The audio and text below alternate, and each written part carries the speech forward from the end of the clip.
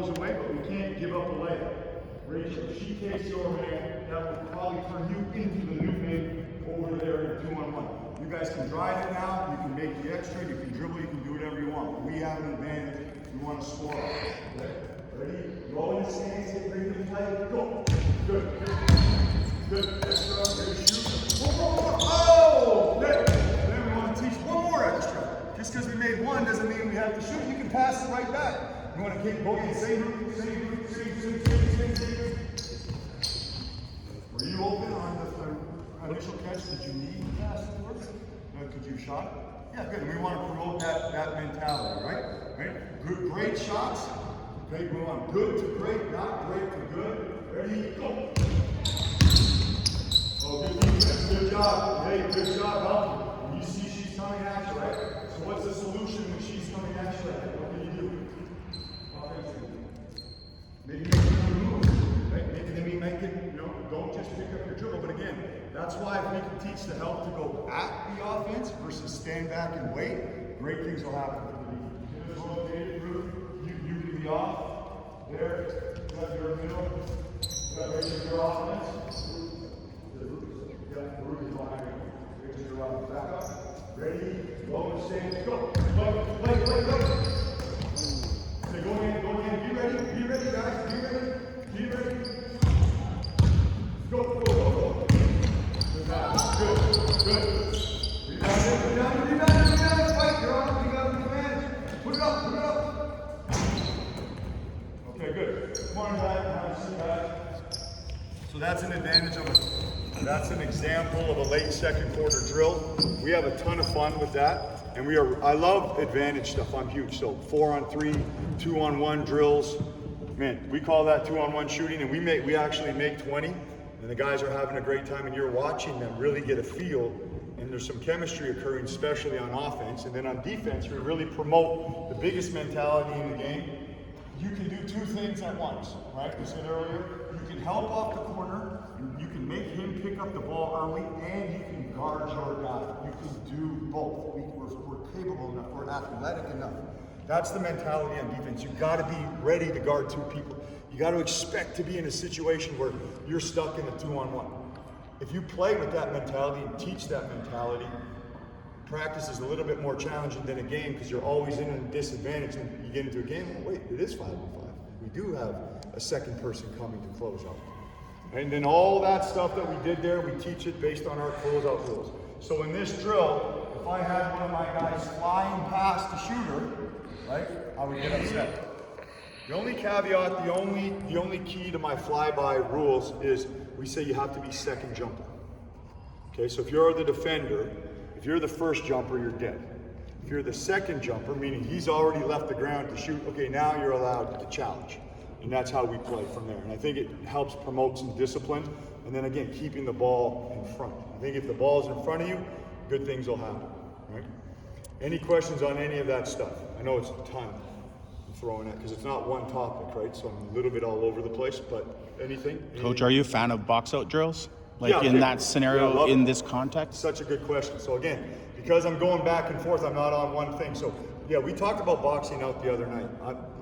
Paramount. If you don't defensive rebound, you're in big trouble, right? That's why we want offensive rebounds so badly. So such a good question. I teach hit and get. I don't teach box out. I feel like if I'm teaching box out, if you're boxing out, pushing back, how are you going to get the ball? So we want to find our man, and we want to hit and then chase the hell out of the ball, chase it down. So I'll show you a version of how we actually work on it. So let's go, Rachel in the corner. Ruka, you have the ball. Yeah, sorry, Rachel there. Chloe on defense here. Our guys hate this. It's a little physical. We don't necessarily do these types of drills every day, but if I feel like we need to re-emphasize hitting and getting, then we'll do drills exactly like this. So this could be a version of that 2-on-1 drill. You could let them go to the boards, and we got to throw another body in and rebound. I like this one. So you have the ball over here. Okay, Chloe. That's your, Rachel's yours. You're guarding Rachel. So you're the making the ball that's over there. Okay? This is, to me, the hardest thing to do in the game, is box out from that weak side position. You have no idea where your man is at, right? You're stuck down here. Shot goes up from there. It's like, naturally human nature is I'm staring at the ball. We say, don't watch the ball, don't watch the ball. It's very difficult to teach not to do, right? We want, in a perfect world, coach, we want our players, as soon as they see that release, never look at it, find their guy real quick, we sprint and we hit, and then we get. Hitting will knock him or her off her course a little bit, lets you know where it's at, and then we go get it. We're not good at it. Yeah. But that's what we teach, hit and get. So this drill, what we'll do is we'll just rotate these three, turn it into a shooting drill where we fire it, this person shoots it, and then you are going to the glass as hard as you can, and you just box it up. Yeah. Hit and get, hit and get. And then we'll sometimes we'll even break down, we'll take these, we'll break all the way down into 3-on-0, one of our actions. Yeah, but that's what we teach is hitting and getting. So you can do this version of put another guy here, one pass away, has to box out. I've seen like true box out drills. I don't want to take 10 minutes and work on boxing out. I want to take 10 minutes and work on something that we're doing within our scheme, both sides of the ball, and then emphasize boxing out. Yeah.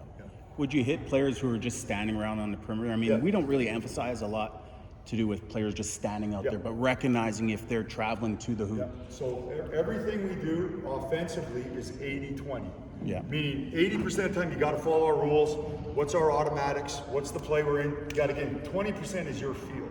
Yeah. Defensively, we say 100% of the time follow the rules. Yeah. Okay, but boxing out, rebounding, there's a little bit of space there. If this guy is a known player who will not crash, little 6'1" guy who's just shooting threes all night long, he's never gone to the old boards in his life, then you have the freedom to be able to recognize it. Let me see at least one step towards him, and then you can go get the ball. But we got a guy in our league that plays for Calgary.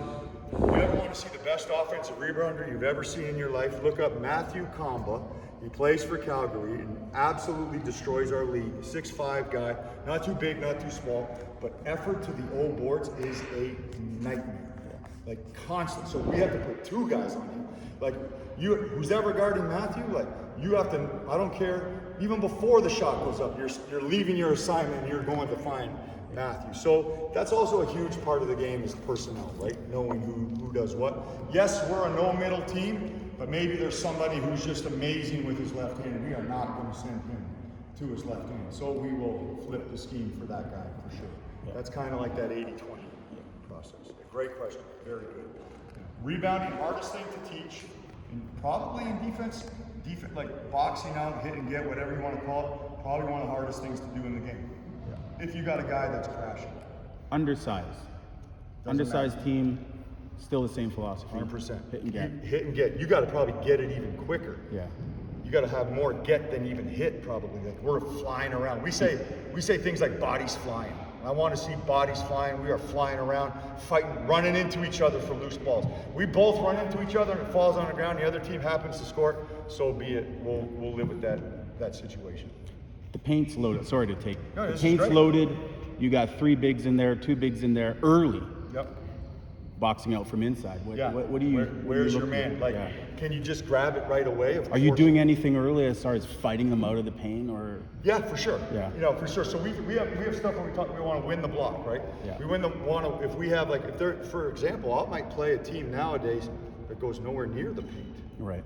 Maybe just a cut through, a lob threat, a roll to the rim here and there. But we have a guy on our team who we post up. We are like the only team that posts anyone up. Nick Ward, if you've ever seen us play, we post his ass up all night.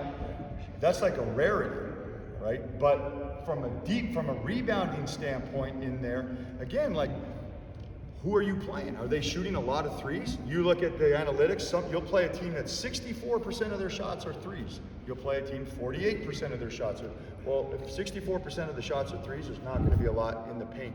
You got to get out, right? So again, where's your man? We want to win the block, both sides of the ball. Offensively, I want Nick down there on that block. I don't want him pushed out. And then defensively, we want to take the block for that exact reason.